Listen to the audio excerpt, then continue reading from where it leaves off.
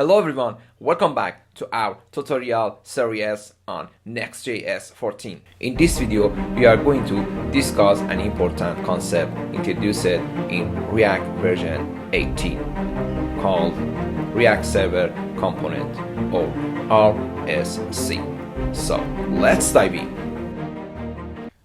Before we talk about routing, there is an important thing to know. React Server Components or RSC. RSC, a new concept introduced in React version 18.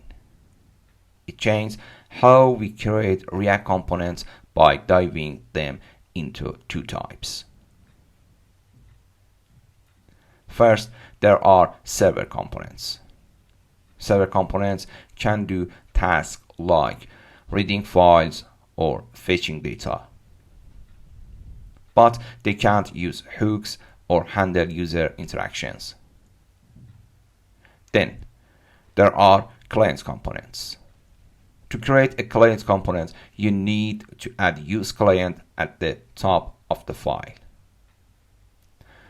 Client components can use hooks and manage interactions.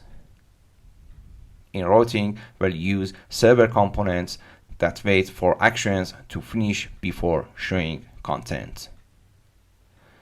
And we'll also use client components that use hooks from the routing module. In the next video, we'll dive into examples of using those components in routing. If this sounds confusing now, don't worry. We'll cover it all in detail later in the series. Alright, let's begin with Next.js routing in the next video. That's it for this video. I hope you now have a better understanding of React Server Components and their role in routing. So, don't forget like, share, comment and subscribe. And happy coding!